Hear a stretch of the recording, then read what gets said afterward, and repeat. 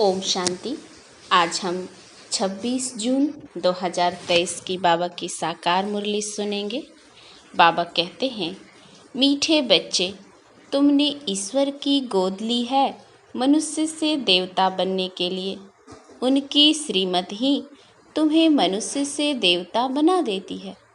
प्रश्न, आप मुए मर गई दुनिया, इसका अर्थ क्या है?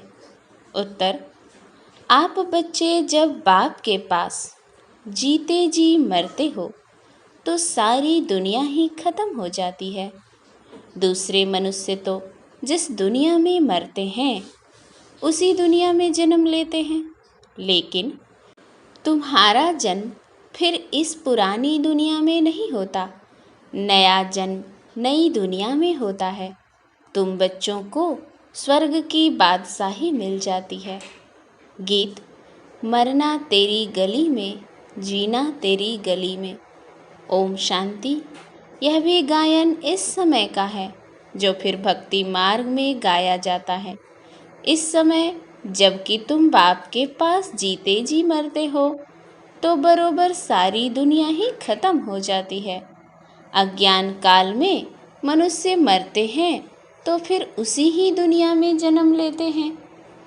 दुनिया कायम है, जिस दुनिया में मरते उसी दुनिया में जन्म लेते हैं। तुम बच्चे जब बाप के बनते हो तो यह दुनिया ही खत्म हो जाती है। कहावत है, आप मुए तो मर गई दुनिया। परंतु दुनिया विनाश तो नहीं हो जाती, इस ही दुनिया में फिर जन्म लेना पड़ता है। अभी तुम जबकि जीते जी मरते हो तो आप मर जाते हो तो दुनिया भी खत्म हो जाती है। तुम मरेंगे तो यह दुनिया ही खत्म हो जाएगी। तुम जानते हो हम फिर नई दुनिया में आएंगे, यह सिर्फ तुम ब्राह्मण ही जानते हो। ईश्वर का बच्चा होने से हमको सतयुग का बर्थ राइट मिलता है, स्वर्ग की बादशाही मिलती है, नरक खत्म हो जाता है। इसमें कोई मेहनत नहीं है, सिर्फ बाप को याद करना है। मनुष्य जब कोई मरने पर होते हैं तो उनको कहते हैं राम राम कहो। पिछाड़ी में उठाने समय कहते हैं राम नाम सत है। यह भगवान को ही कहते हैं। राम नाम सत्य है, अर्थात परमपिता परमात्मा जो सत्य है उसका ही नाम लेना चाहिए, उसको राम कह देते हैं। माला भी राम राम कह सिमरते हैं। राम राम की धुनी ऐसी लगाते हैं जैसे बाजा बजाते हैं। तुम बच्चों को बाप समझाते हैं कि कोई आवाज़ नहीं करना है, सिर्फ बुद्धि से याद करना है। तुम जानते हो जीते जी ईश्वर की गोद में आने से यह दुख रूपी दुनिया खत्म हो जाती है। बाबा हम आपके गले का हार बन जाएंगे। गाया भी जाता है रुद्रमाला, तुम रुद्रमाला में पिरोने लिए इस रुद्र ज्ञान यज्ञ में बैठे हो। कल पहले मुआफिक दूसरा कोई सत्संग नहीं जहाँ ऐसे समझते हो कि हम ईश्वर बाप के गले में पिरोएंगे। बाप से तो जरूर वर्षा मिलेगा। बाप कौन कहते हैं? आत्मा। आत्मा में ही मन बुद्धि है ना। बुद्धि समझती है फिर कहती है। पहले संकल्प आता है फिर कर्मेंद्रियों से कहा जाता है। बरोबर हम बाबा के बने हैं, बाबा के ही होकर रहेंगे। गॉड फादर कहते हैं ना। फिर पूछो तुम्हारे में गॉड फादर की नॉलेज है तो कहेंगे गॉड तो सर्वव्यापी है। बोलो तुम्हारी आत्मा कहती है परमपिता परमात्मा तो पिता है, फिर सर्वव्यापी कैसे होगा? बच्चे में बाप आ गया क्या? बाप को सर्वव्यापी कहना बिल्कुल रॉन्ग है। लौकिक बाप के भी 5-7 बच्चे होंगे, क्या वह कहेंगे कि बाबा आप सर्वव्यापी हो? यह भी समझने की बात है। मुख से कहते हो परम पिता, फिर सर्वव्यापी कैसे कहते हो? पिता फिर मेरे में है, यह कैसे हो सकता? बच्चा फिर कहे मेरे में बाप का प्रवेश है। बच्चा थोड़े ही कहेगा मैं बाप हूँ, तुम आत्मा उनके बच्चे हो। फिर कहते हो पिता मेरे में भी है, बाप कैसे बच्चे में होगा? बहुत अच्छी रीति समझकर फिर समझाना है। रुद्र ज्ञान यज्ञ तो मशहूर है। रुद्र है निराकार, श्री कृष्ण तो साकार है। आखिरीन भगवान किसको कहा जाए? मनुष्य तो बहुत भूले हुए हैं। कह देते God father is omni present. मेरे में भी है। बाप तो घर में ही रहता और कहाँ रहेंगे। अभी बाप इस बेहद के घर में आया हुआ है, यहाँ विराजमान है। कहते हैं मैंने इसमें प्रवेश किया है। कुछ पूछना हो तो पूछो। आगे पितरों को बुलाने का बहुत रिवाज था। पितृ तो आत्मा है ना। पितृ को यानी आत्मा को खिलाया जाता है। कहेंगे आज हमारे दादे का पितृ है, आज फलाने का पितृ है, तो आत्मा को बुलाया जाता है, खिलाया जाता है। समझो किसका स्त्री से प्यार है, उसकी आत्मा को बुलाते हैं। कहते हैं हमने हीरे की फुल्ली पहनाने का वायदा किया था। ब्राह्मण को बुलाकर उसे हीरे की फुल्ली पहनाते हैं। बुलाया तो आत्मा को ना, शरीर थोड़े ही आया। यह रस्म भारत में ही है। जैसे तुम सूक्ष्म वतन में जाते हो, कोई मर गया तो उनका भोग लगाते हो। सूक्ष्म वतन में वह आत्मा आती है। यह है बिल्कुल नई नई बातें। जब तक कोई अच्छी रीति न समझे तब तक संशय उठता है। यह क्या करते हैं। ब्राह्मणों की रस्म रिवाज देखो कैसी है। इस समय सभी मनुष्य मात्र तमो प्रधान हैं। बाबा तो है ही पतित पावन, वह कभी तमो प्रधान नहीं होते। मनुष्य को पतित पावन नहीं कहेंगे। पतित पावन माना सारी दुनिया को पतित से पावन बनाने वाला। वह तो एक बाप के सिवाय दूसरा कोई हो न सके। धर्म स्थापक तो आते हैं अपना अपना धर्म स्थापन करने। क्रिश्चियन धर्म का सीजरा वहाँ है। पहले क्राइस्ट आया, फिर उसके पिछाड़ी भी आते रहेंगे, वृद्धि को पाते रहेंगे। वह कोई पतित को पावन नहीं बनाते। नंबरवार उन्हों की संख्या आती है।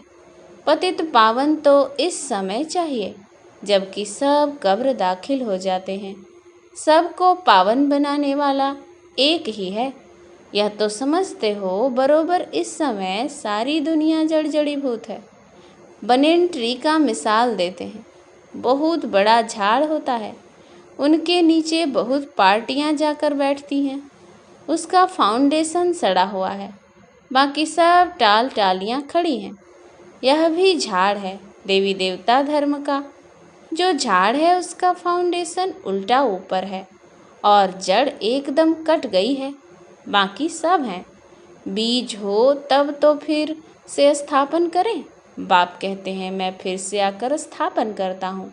ब्रह्मा द्वारा स्थापना, शंकर द्वारा विनाश, बरोबर अनेक धर्मों का विनाश हुआ था। इस महाभारत लड़ाई में जो राजयोग सीखते हैं उन्हों की फिर राजधानी स्थापन हो गई।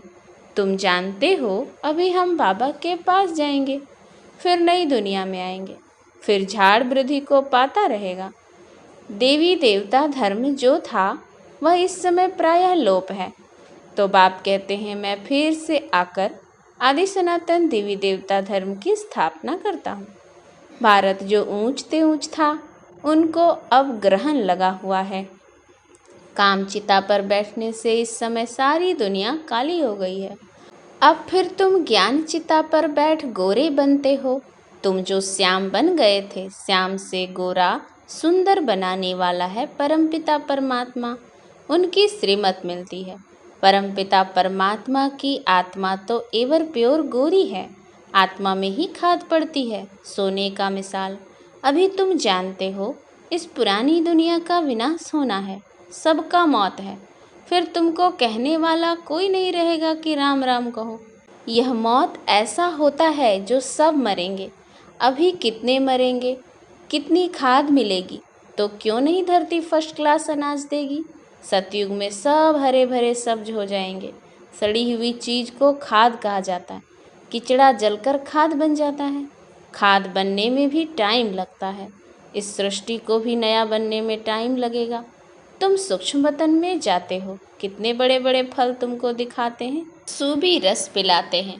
तुम विचार करो कितनी खाद मिलेगी, सो भी खास भारत को।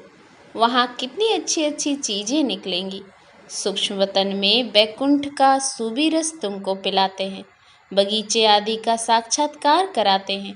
वहाँ हमारा बगीचा होगा। बच्चों ने साक्षात्कार किया है। सूबी रस पीकर आते थे। प्रिंस बगीचे से फल ले आते थे। अब सूक्ष्म वतन में तो बगीचा हो न सके, जरूर बैकुंठ में गए होंगे। एक एक को साक्षात्कार नहीं कराएंगे, जो निमित्त बनते हैं उनको कराते हैं। हो सकता है अगर तुम याद में रहेंगे, बाबा के बच्चे होकर रहेंगे, तो पिछाड़ी में तुमको बहुत साक्षात्कार होंगे। जो पूरे सरेंडर होंगे वह तो पहले भट्ठी बननी थी, भट्ठी में पकना था, तो बहुत आ गए। बच्चों को समझाया है, सिर्फ कोई को लिटरेचर देने से समझ नहीं सकेंगे। समझाने वाला टीचर जरूर चाहिए। टीचर सेकंड में समझाएगा, यह तुम्हारा बाबा है, यह दादा है, यह बेहद का बाप स्वर्ग का रचयिता है। सिर्फ कोई को लिटरेचर दिया तो देखकर फेंक देंगे, कुछ भी समझेंगे नहीं। इतना जरूर समझाना है कि बाप आया हुआ है, यह ढिंढोरा पिटवाना तुम्हारा फर्ज है। बरोबर यादव कौरव पांडव भी हैं, महाभारत लड़ाई भी सामने खड़ी है। जरूर राजयोग सिखलाने वाला भी होगा, जरूर स्वर्ग की स्थापना भी होगी। एक धर्म की स्थापना अनेक धर्मों का विनाश होगा। तुम जानते हो, हम ही नर से नारायण, नारी से लक्ष्मी बनते हैं। यह है एम ऑब्जेक्ट। मनुष्य से देवता किए करत न लागिवार। देवता सिर्फ सूर्यवंशी को कहा जाता है, चंद्रवंशी को क्षत्रिय कहा जाता है। पहले तो देवता बनना चाहिए ना, नापास होने से क्षत्रिय बन जाते हैं। तो बाप कहते हैं, मीठे मीठे सिकिलधे बच्चे, कितने ढेर सिकिलधे बच्चे हैं। किसका बच्चा गुम हो जाता है, 6-8 मास बाद आकर मिलता है, तो कितना प्यार से आकर मिलेंगे। बाप को कितनी खुशी होगी। यह भी बाप कहते हैं, लाडले सिकिलधे बच्चे, तुम 5000 वर्ष बाद आकर मिले हो। लाडले बच्चे, तुम बिछुड़ गए थे, अब फिर आकर मिले हो बेहद का वर्षा लेने लिए। डीटी world sovereignty is your God fatherly birthright. बाबा तुमको बेहद की बादशाही देने आया है। यह है हेवनली गॉड फादर। कहते हैं, तुम बच्चों के लिए कितनी बड़ी सौगात लाए हैं। परंतु इतना लायक बनना है, श्रीमत पर चलना है। बाबा मम्मा कहकर फिर अगर भूल गए या फारकती दे दी तो गले का हार नहीं बनेंगे। बच्चों को कितना प्यार किया जाता है। बाप बच्चों को सिर पर रखते हैं। बेहद के बाप के कितने बच्चे हैं। बाबा कितना ऊंच चढ़ाते हैं। पाँव में जो गिरे हुए हैं उन्हों को भी ऊपर चढ़ाते हैं। तो कितना खुशी में रहना चाहिए और श्रीमत पर चलना चाहिए। एक की मत पर चलना है, अपनी मत पर चला तो यह मरा। श्रीमत पर चलेंगे तो तुम श्रेष्ठ मनुष्य अर्थात देवता बनेंगे। क्षत्रिय तो फिर भी 2 कला कम हो गए। यहाँ है ही मनुष्य से देवता बनने का, क्षत्रिय नहीं। बाप पूछते हैं ना कि कितने नंबर में पास होंगे। आबरू इज्जत रखना। बेहद का बाप भी कहते हैं, सूर्यवंशी बनो। जानते हो विजय माला 108 की ही पास हुई है। फॉलो करना है मम्मा बाबा को। आप समान स्वदर्शन चक्रधारी बनाकर शिव बाबा के आगे सौगात ले आते हैं। बाबा पूछते हैं, कितने को आप समान बनाया है। कितने मज़े की बातें हैं, तुम ही समझ सकते हो, नया कोई बिल्कुल नहीं समझेगा। यह मनुष्य से देवता बनने की कॉलेज है। कोई को तो 7 रोज में ही बहुत रंग चढ़ जाता है, कोई को तो बिल्कुल नहीं चढ़ता। छी कपड़े पर बड़ा मुश्किल से रंग चढ़ता है, बहुत मेहनत करनी पड़ती है। पहली बात बच्चों को समझाई कि पहले सबको बोलो, बेहद के बाप को तुम जानते हो। कहते, हाँ मेरे में भी है, सर्वव्यापी है। अरे तुम्हारे में भी है, फिर तो पूछने की बात ही नहीं। कहते हो बाप है, तो फिर बाप तेरे में अथवा मेरे में कैसे हो सकता। बाप है तो बाप से वर्षा जरूर मिलना चाहिए। पहले अल्प पर समझाओ। बाप कहते हैं, हे मेरे सिकिलधे बच्चे, ऐसे कोई सन्यासी व गुरु गोसाई नहीं कह सकते। तुम जानते हो बरोबर हम शिव बाबा के सिकिलधे बच्चे हैं। 5000 वर्ष बाद फिर आकर मिले हो स्वर्ग का वर्षा लेने। जानते हो हम स्वर्ग के मालिक थे, फिर हम ही मालिक बनते हैं। स्वर्ग में जाना जरूर है, फिर पुरुषार्थ अनुसार ऊंच पद पाना है। अच्छा, मीठे मीठे सिकिलधे बच्चों प्रति माता पिता बाप दादा का याद प्यार और गुड मॉर्निंग। रूहानी बाप की रूहानी बच्चों को नमस्ते। हम रूहानी बच्चों की रूहानी बाप दादा को याद प्यार गुड मॉर्निंग और नमस्ते नमस्ते नमस्ते। धारणा के लिए मुख्य सार। पहला, मम्मा बाबा को फॉलो कर सूर्यवंशी में आना है, अपनी मत पर नहीं चलना है, श्रीमत से ऊंच देव पद पाना है। दूसरा, हम बाबा के ही होकर रहेंगे, इसी निश्चय में रहना है, कभी किसी बात में संशय नहीं उठाना है। वरदान, बाप के हर डायरेक्शन व कायदे से फायदा लेने वाले मर्यादा पुरुषोत्तम भव। कहा जाता जितना कायदा उतना फायदा, इसीलिए अमृत वेले से जो भी कायदे बने हैं उनसे कभी किनारा नहीं करो। पढ़ाई, अमृत वेला, सेवा, जो भी दिनचर्या बनी हुई है उसमें मन नहीं भी लगे तो भी दिनचर्या में कुछ मिस नहीं करो। जैसे भक्त लोग नियम का पालन जरूर करते हैं, मंदिर में मन नहीं भी लगे तो भी जाएंगे जरूर। आप तो स्वयं लॉ मेकर्स हो, इसी अनुभव से हर नियम का पालन करते चलो तो मर्यादा पुरुषोत्तम बन जाएंगे। स्लोगन, जिनके पास संतुष्टता का विशेष गुण है उनके पास सर्वगुण स्वतः आते जाएंगे। अच्छा, ओम शांति।